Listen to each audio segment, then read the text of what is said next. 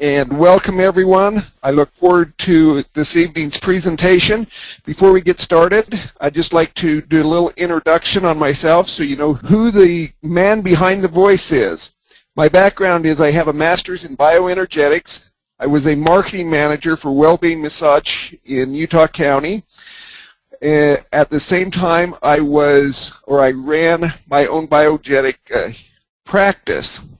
I've been a business coach. I am an easing article author, and here shortly I will have my first book out for purchase. Also, I'd just like to share with everyone why I do what I do. About 7 years ago, I met a chiropractor by the name of Dr. Troy Giles up in Bountiful, Utah. And Dr. Giles literally changed my life.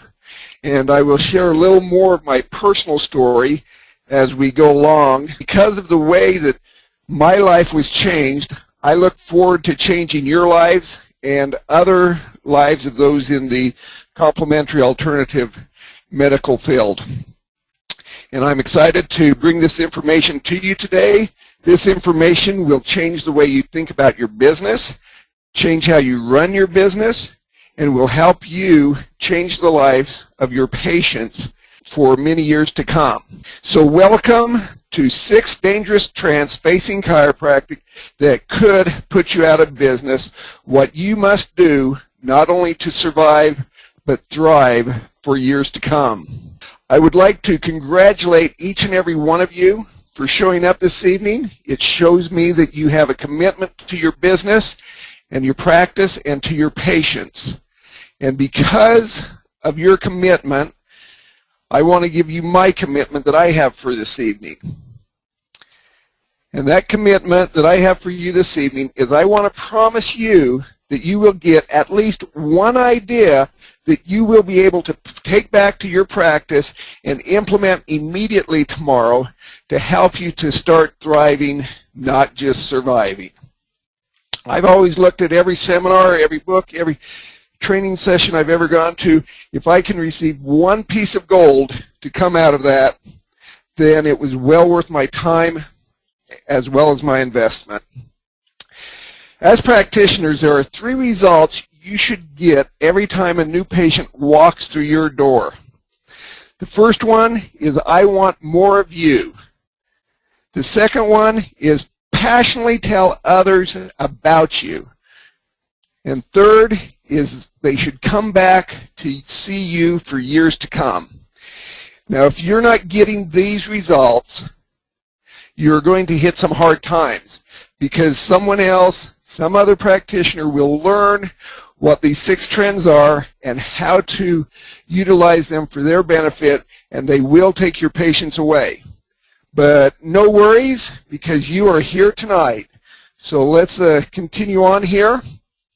And just real quick, I'd like to just give you a few business statistics since you are all in business for yourself. Every year, over 1 million businesses are started. Only 40% of those survive the first year. Out of that 40%, only 80% remain over the next 5 years. And if you've been in business longer than 5 years, and you're sitting comfortable and think you have life made, well, here's a surprise for you. 80% of those will still close their doors in the next 5 years.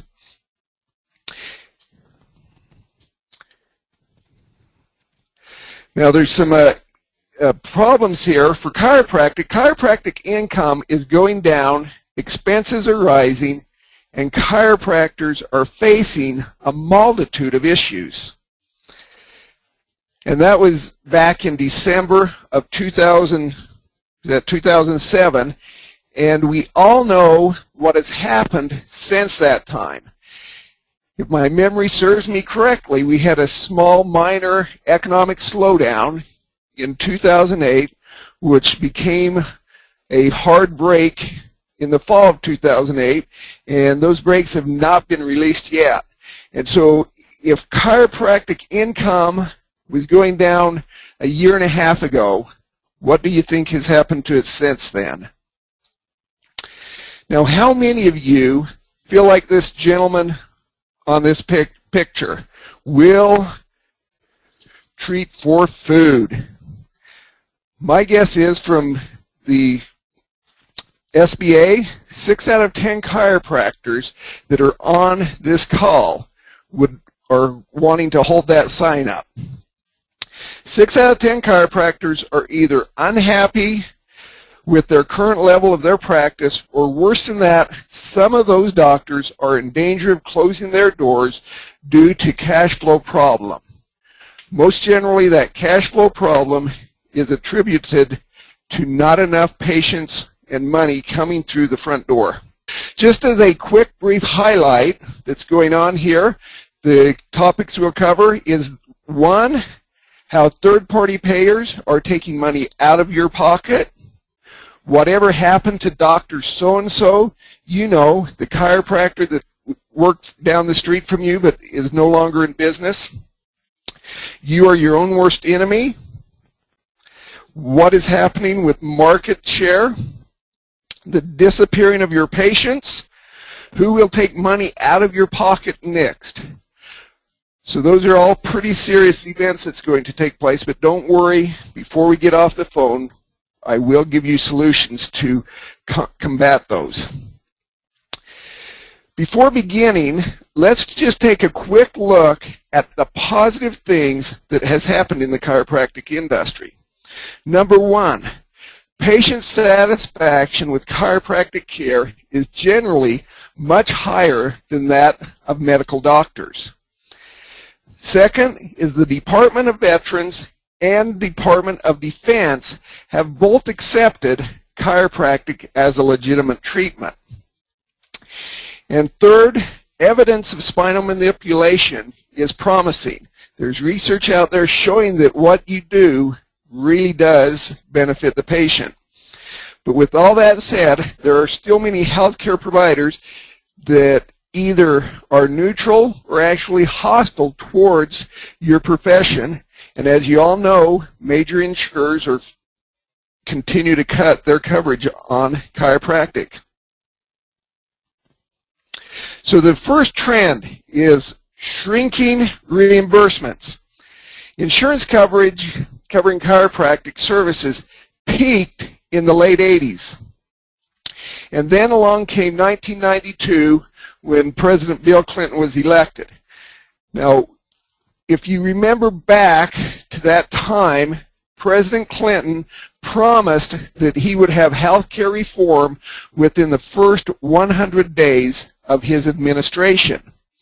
And so what happened at that point was insurers started to panic, thinking that they were going to go out of business, and so they started cutting services and coverage so that they could lower their premiums to kind of divert themselves from what the healthcare reform that they were expecting. Limitations, caps, reimbursement, denials, and most importantly, income drops have worsened every year since 1992 and will continue to get worse. How does that fit you? Does that give you any kind of warm fuzzies? And this is so weird. I'm so used to seeing people smile or frown at me or whatever, but it's a little difficult to do that on the phone here. Discussions right now are going on between Capitol Hill and insurance companies to lower health care cost coverage with such things as restricting C-sections, antibiotics, and yes, you guessed it, chronic back pain. Now, you live through this every single day of your life of shrinking reimbursements, so I don't think we need to go too much deeper into that, other than I do want you to know this. Even though healthcare reform has not passed as of yet, back in Washington, D.C., they have already created a rationed care board controlled by the government to tell the doctors what they can or cannot prescribe or services provided to their patients.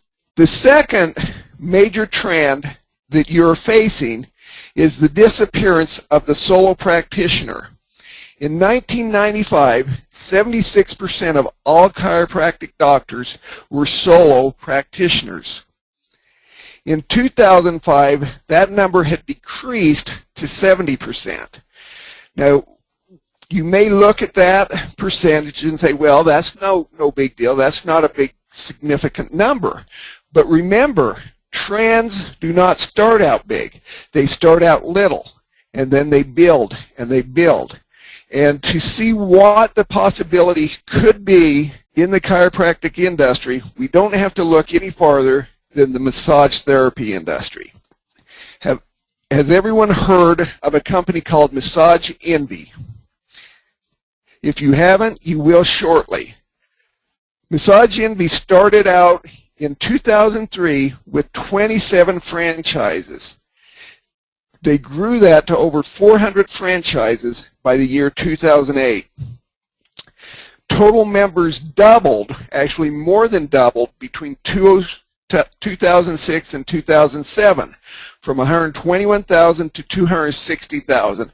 Just as a quick point of reference for those of you that are unfamiliar with Massage Envy and how they work, Massage Envy sells an annual membership where their clientele pay for a membership, and that membership allows them to come in once a month and receive a discounted massage.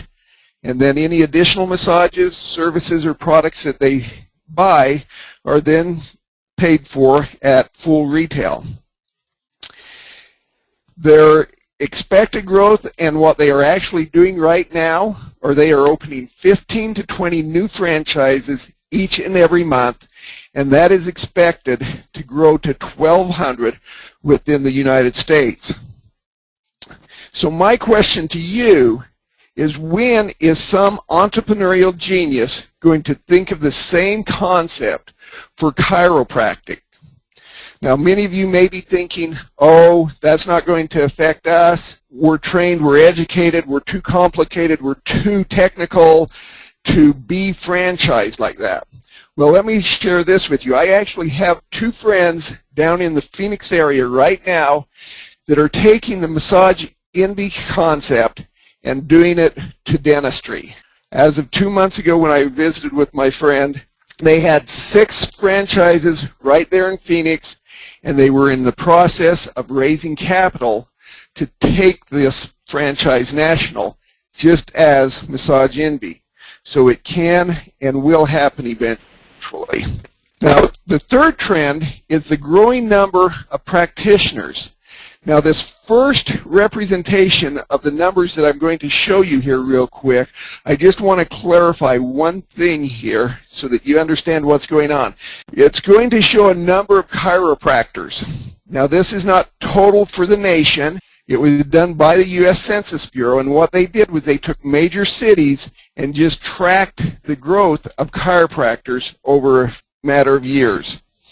So back in 1992, there was over 72,000 DCs. And I just for fun, I just put the population up on the right-hand side just so you could kind of gauge what was going on there. In 97, that number had gone up by more than 10% to over 30,000 chiropractors. 5 years later, to 34,000. 3 years later, that number had climbed to 37,000 chiropractors in those selected cities. What and how this is affecting you and your practice. In 1970, there was 15,000 individuals in the United States for every one chiropractor. In 1992, that number shrank to just a little over 9,300 individuals to one DC.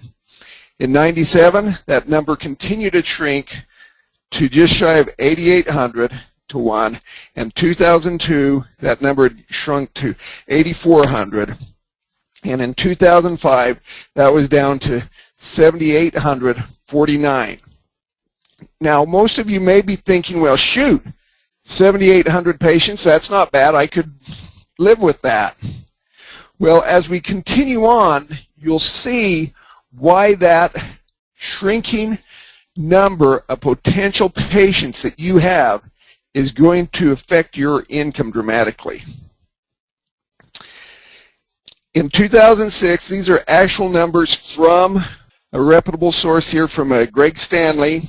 In 2000, there were 69,000 licensed chiropractors. In 2005, that number had grown to 74,000, up 9.33%. They expected that number to grow to 80,000 by 2010, and then up to 87,000 by 2015. Now, these are conservative numbers. While I was doing my research, I saw several stats and estimations that projected a growth of close to 100,000 chiropractors by the year 2015. The interesting thing about this that kind of shows you how this increasing number of chiropractors is affecting you is back in 2002, 2003, out of the active licensed chiropractors, there were only 50,000 that were practicing. That equals a 30% inactivity in chiropractors, and that does not include those that have dropped their license because they've retired or have dropped those licenses because they've gone on to other occupations. These are individuals that have kept their license, trying to do a little work on the weekend or whatever, but 30% cannot make a sustainable income. Back in a Dynamic Chiropractic in September 2007, it stated the current flow of DCs into the marketplace is unsustainable. And to prove that, and again to show the effect that this trend is having in the industry, student loan default rates in chiropractic is twice as high as all other healthcare disciplines combined. And I'll actually show you a chart here in a few slides that will demonstrate how dramatic that problem is. The next trend is stagnant market share. In 2002, 7.5% of Americans used a chiropractor, and that's from the National Health Interview Survey. In 2004, that number was 11% of Americans, and that was based on American Chiropractic Association. In 2007, according to Greg Stanley's research, 7% of Americans visited a chiropractor. Again, there were a lot of different statistics out there. 90% of those statistics varied between 8 and 9% of Americans use a chiropractic on an annual basis or annually. So let's be optimistic and let's say 10% of Americans use chiropractic. Back pain accounts for $50 to $100 billion in annual U.S. healthcare costs. Yet the U.S. chiropractic market is currently $7 billion. So if we take the middle range of that 50 to 100 billion at $75 billion, you're at about 10% of the annual healthcare cost in chiropractic. To show you how this is affecting chiropractors that are coming out of school right now, here's a chart. But if you take a quick look and go down to the bottom, there are a total of 1,161 individuals in default on this these student loans. Now, if you'll go up to the third line down where it says chiropractic, you'll see that out of that 1,100, 623 of those are chiropractors. If you go over to the amount due, $149 million are delinquent. And if you go up to chiropractic again, you'll see that almost $67 million come from the chiropractic industry. In other words, 54% of the chiropractors account for all delinquent loans, which then translates into 45% of the dollar volume that is in default right now. The number of chiropractic students is a much smaller percentage of the total students in healthcare professionals, which make these defaults even more staggering. Now in 2001, CAM, or complementary alternative medicine, grew by 12%, reaching $30 billion. Yet chiropractic is stagnant at $7 billion. Chiropractic is the largest and most well-established complementary and alternative medicine in the United States. So I have a question for you. Why is the industry growing, but chiropractic is stagnant, staying about the same year in and year out? I want you to think about that for just a second, and you'll see what is going on in a few slides from now.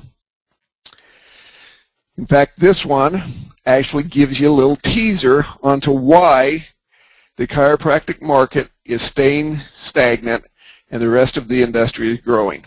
According to the NBCE, they surveyed individual chiropractors to make a judgment concerning the primary etiology for their patients' chief complaints, and included wellness preventative care as one of the 11 options.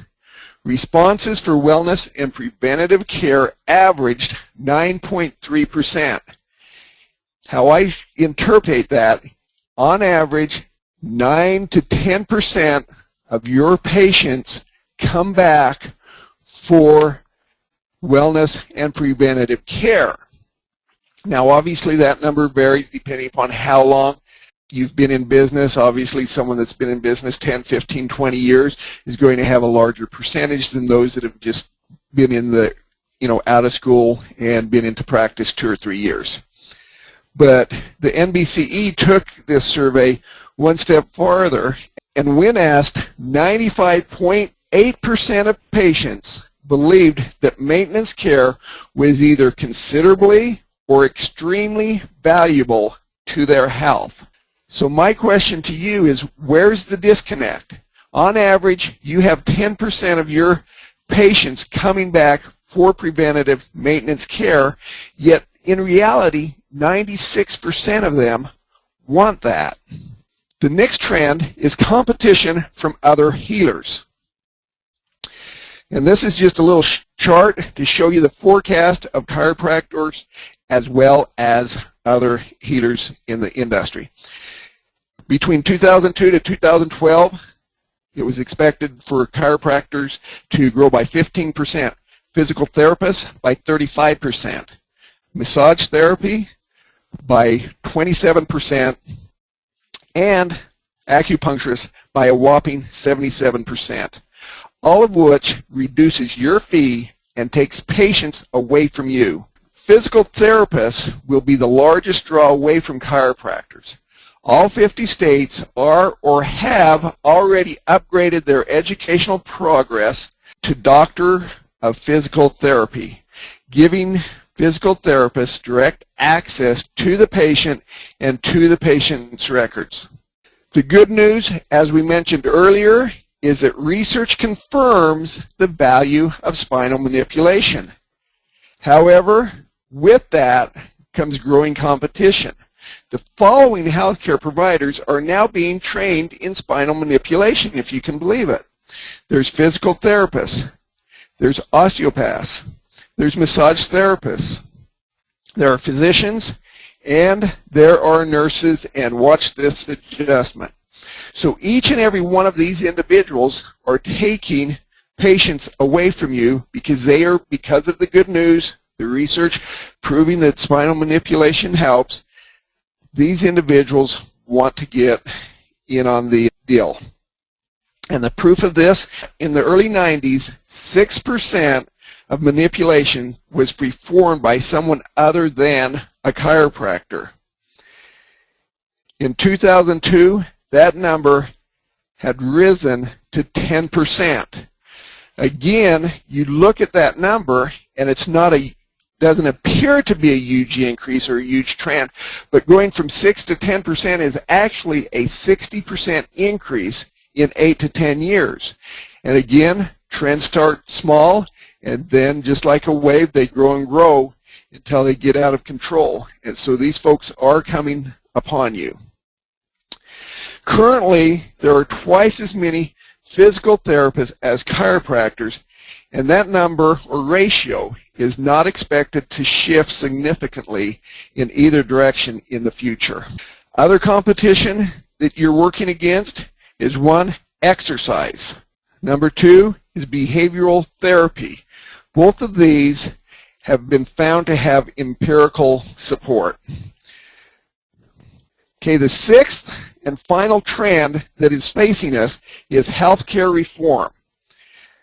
Now, how this is going to affect us at this point is still a little bit of a mystery because it's not finalized, and I'm going to try to go through this without being political and be neutral on that, so hopefully you don't know which side I'm standing on when we're done. But even though this is a mystery, this is what chiropractors are telling me and what they are feeling. Some are actually afraid that it will put them out of business completely. Others see it decreasing their income, at least some, if not severely. And of course, there are some naive individuals out there that see this having no effect on them, negative or positively. But let's look at what we do know from both our own government-run health programs and that of other countries. The first thing we know for a fact is, depending upon the service provided, Medicare reimbursement is only 71 to 81 cents on the dollar. And if you've ever had to file a Medicare reimbursement form and do their paperwork, this picture on the right will make perfect sense to you. Medicaid, I have heard that their reimbursement can go as low as 51%. Currently, there are discussions going on about restricting services. And as mentioned earlier, we know that just the discussion of reform drastically reduced your reimbursements in the early 90s. What do you think actual reform is going to do? We know it's a fact that other countries' healthcare systems have caused waiting lists, rationed care, limited access to physicians, nurses, and drugs. Just to kind of take a look at that and see what's going on, here is a chart of some of the services provided by our good friends up north. 65-day wait for cardiac bypass surgery, 126-day wait for MRI, 291-day wait for a knee replacement.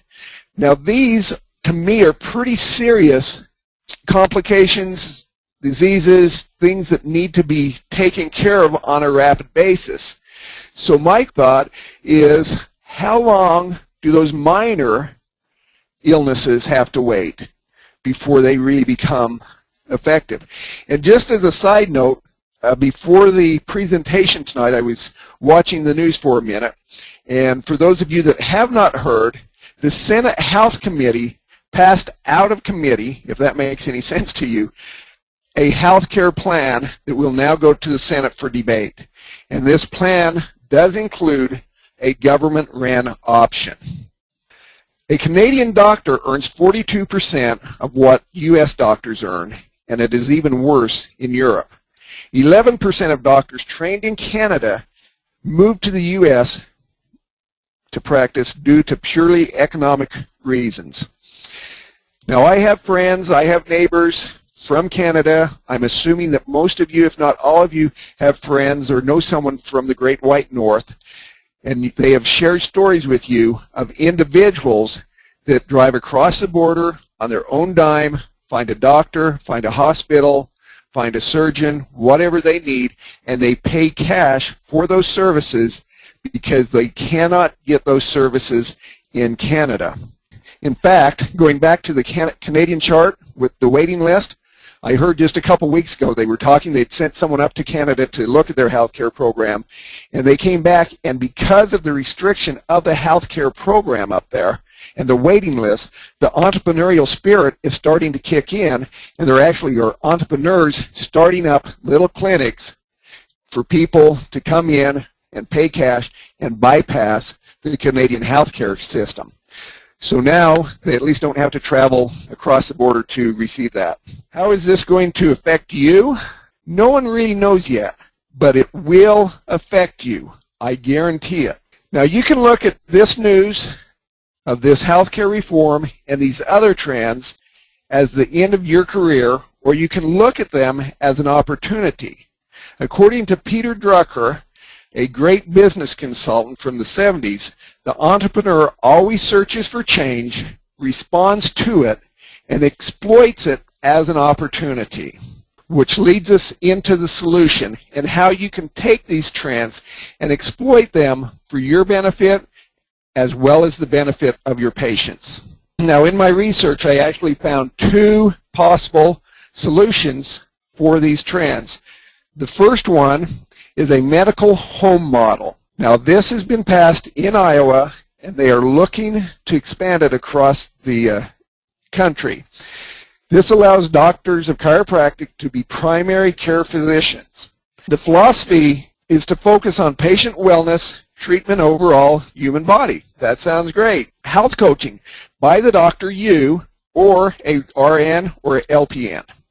And what the RN, LPN, you will be doing is working with the doctor, making sure that the patient follows their diet, takes their medications. And then, of course, to be part of this program, you need to be involved in the electronic health record. And I'm not going to say if that's good, bad, or indifferent. But I will state that right there at the bottom, in June 17th of this year, in Dynamic Chiropractic, was the article that I received this information from. And I would encourage each of you to find this article, and it's called Healthcare Reform is Here. And it was written by Dr. Stephen Kraus, K-R-A-U-S. And I think you need to read and study that article so you understand what this medical home model is. Now, Stephen acts like this is the panacea to all of chiropractic problems and woes. Me personally, I see two problems with it. I'm not telling you to avoid it. I just see two problems with it. One is they are going to take you, the chiropractor, that got into the business of healing through natural and alternative methods, and they are going to turn you, in my opinion, into a physician's assistant, helping them dole out drugs and just doing the everyday work that they don't want you to do or that they don't have time to do themselves. The next problem I see with this is obviously the more ingrained, the more involved you get in this, the deeper you become into the insurance model. And the deeper you're involved into the insurance model, again, if the government option comes into play, it could very well turn into another Medicare or Medicaid activity. In 1993, national survey, 90% of chiropractors considered themselves primary care providers. So my question to you is, do you consider yourself a primary care provider? If so, what are you doing to call yourself that? The second solution now come directly from your peers. The first one is Tom Nicola, and I'm going to read the first statement he makes directly as he stated because it can be a little harsh on some. Number one is grow self-esteem so we bill for all services we provide, regardless of third-party reimbursements and the good work we do. In other words, I've seen many chiropractors that have a patient come in, they perform 2 or 3 services. By the second or third one, they're starting to feel a little guilty because they're making money from this patient, and so they give the service away for free or give them a discount, and that sets a precedence. Now, I'm not telling you not to give away some services or incentives, but what I am telling you is when patients come in, you're in the practice of healing, that's your job, but if you do not stay in business, or if you do not charge for your services, you will not be in business very long.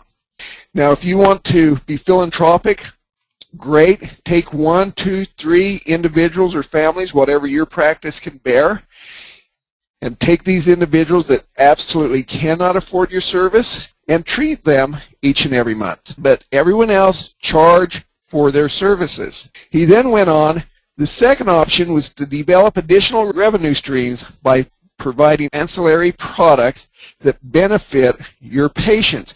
Rehab equipment, nutritional supplements, and additional services such as massage, acupuncture, etc., all under the same roof. Now there's 3 or 4. I can actually think off the top of my head up to maybe 8 or 10 more ideas and concepts that you can put into your practice to generate that extra revenue streams. And if you don't know what those are and you'd like a little help, get in touch with the Inno-Vita, and you and I will just do some brainstorming for a couple minutes, and I'll be more than happy to provide you with some ideas. According to William Meeker, his solution is another way for chiropractors to branch out and maintain market share, and he's just talking about maintaining. I actually want you to expand your market share, is to align themselves more thoroughly with the CAM field and begin to act more like naturopaths, dispensing herbs, supplements, homeopathic remedies, and other natural treatments. Now, why do you think your peers are suggesting you to take this route? Well, this might be part of the reason they're doing that. In a 10-year period, CAM grew tenfold from $46 billion to $460 billion. Each year, there are 350 million visits to medical doctors. Each year, there are 420 million visits to CAM providers. That's 70 million more visits to those individuals that do not prescribe drugs. Chiropractors argue that they are closer to prevention and wellness than medical doctors and other providers. Some, but only some, chiropractors do practice prevention. And that goes back to those few slides where it showed that 10% of your patient base is coming back for wellness and preventative care, when in reality 95-96% of those individuals want it. Here's another reason that your peers are telling you to move into this direction. In the nutrition growth in 1999, it was $44.5 billion. 2000, that grew by almost 7% to $49.5 billion. 2001, almost $53 billion, up 6.5%. 2006, it had grown to $85 billion, up 10% over 2005. And in 2007, that number had grown to $94 billion, up almost 11%. Now, what do you want to be involved in? In an industry that's staying stagnant, or something that is growing and gives you the opportunity to reach the financial goals that you have? Here's another reason, an illustration of exactly why each and every one of you should be in this field. If you look at this circle, this is broken down. Practitioners account for 2.3% of all the nutritional products out there. And that is actually up almost 7% from 2000, in the year 2008. So from 2007 to 2008, that grew just shy of 7%. Who is more qualified to help your patients to become whole and be healed? Is it the mail order catalog that they get in the mail? Is it the internet website they go to? Is it the network marketing company that their neighbors belong to up the street? Now, I have nothing against network marketing, but as a general rule, they're lay people that just saw a business opportunity. They're interested in health and nutrition, and so they get involved in that, and they start telling their neighbors what's wrong with them and what they need to take. Who's more qualified, you or the 18, 20-year-old kid in the natural product retail store, the Whole Food store, or just going in and buying stuff off the Target and Walmart shelf? So as you can see, your patients are demanding these products. You as a industry as a whole, you are not providing these products for them. So you must, it's your responsibility, in my mind, to provide your patients with what they are looking for so that they can get and receive the appropriate care. Now you've heard the recommendations from your other peers. Now what does Mark Weisenburger suggest for you? My suggestion is to become a healthy life doctor. Specialize in providing targeted health management plans for your patients to avoid the onset of disease and to help them overcome the diseases that they already have. I personally have not been to a medical doctor for at least 10 years. And then about 7 years ago, I came and met, I think I mentioned his name already, Dr. Troy Giles. Now the reason I quit going to medical doctors was I had what was called an incurable disease. I had eczema. I would go to the medical doctors and they informed me that it was incurable and I would just have to learn to live with it for the rest of my life. I then developed ringing in the ears. My father had ringing in the ears, and they informed my father that it was an incurable disease and that he would have to live with it for the rest of his life. So when I developed ringing in the ears, I wasn't going to pay any money to go have someone tell me that it was the incurable disease. Well, about 7 years ago, I met Dr. Giles, and I studied him, saw what he did, and I decided to go up and visit him. I personally had zero desire in having a chiropractic adjustment. At that point in my life, I did not believe in him, but I believed in some of the other aspects of the CAMI industry. So I scheduled it. I went up, visited with Dr. Giles, went through my initial checkup, and told him about my eczema, told him about my primary concern of the ringing in the ears. He discovered a couple other health issues that I had. And when he was done, he looked me square in the eyes, and he asked me a question I will never forget. He simply said, "So do you just want to get rid of the ringing in your ears, or do you want your total health back?" And I just looked at him for a while because I was shocked. And I finally said, "I want it all, Doc. Give it all to me." And I started on his program.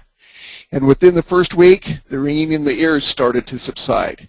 A couple weeks later, the eczema started to subside. The ringing in the ears disappeared. My incurable disease of eczema disappeared. The only remnants I have of that now are a couple scars. I love Dr. Giles so much and what he has done for me that even though he lives 45 minutes away from me, I have been known to travel 40 minutes in the opposite direction to get my grandbabies to take them to see Dr. Giles when they had problems. Now, Dr. Giles would have never had me as a patient if all he did was chiropractic work. Another reason I recommend a healthy life doctor is chiropractic is well positioned to take advantage of newfound interest in complementary and alternative care for providing more integrative care.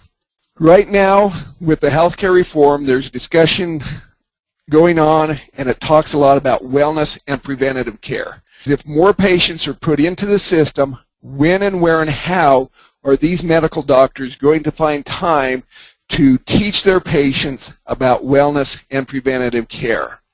Plus, in my own personal opinion, most of them probably have no clue about wellness care. Not all, but most of them. So in my mind, this gives you the perfect opportunity to step up and to make this a profitable division of your practice. The individuals that use nutritional supplements, use some of these other programs, they are high-quality patients that are used to paying cash. These patients can transform your practice and get you off the insurance addiction. Now, I'm not telling you not to take insurance. Insurance has its place, both for your practice and for your patients. But wouldn't it be nice to have some other avenues coming in that you are not dependent upon receiving insurance reimbursements? So the big question is, if you've never implemented nutritional supplements in your business before, what do you look for? There's I think 1,000,003 companies out there. But number one, you want a professional line sold only through professionals. You don't want your clients and patients going home after you tell them they need to take ABC product and they do an internet search and find out that they can buy it off the internet at 20 or 30% less than you can afford to charge them. Efficient. You want a product that will react quickly for your patients so that your patients see results.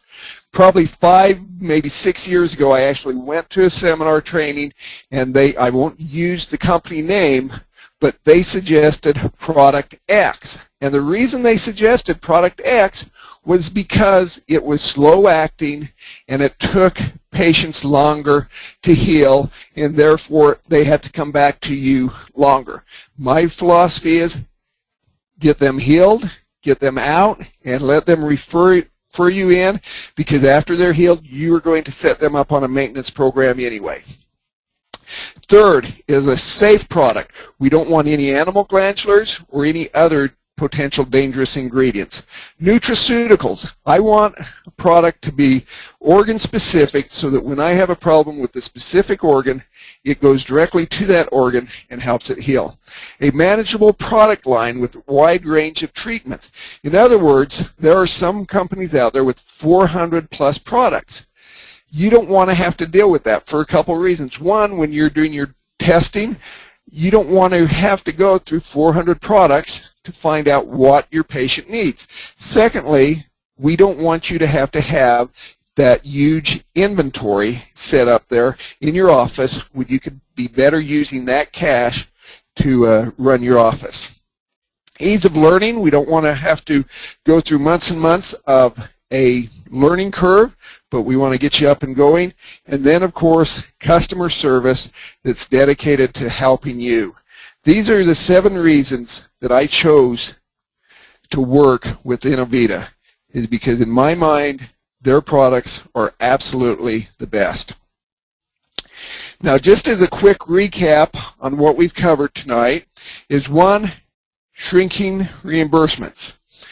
The end of the solo practitioner. 3, growing numbers of practitioners. 4, market share stagnation. 5, other healers competing with you. And 6 is the healthcare reform. And then obviously I gave you a few solutions and ideas that you can take back and start implementing tomorrow as you go back to your practices. And with that said, thank you for the opportunity.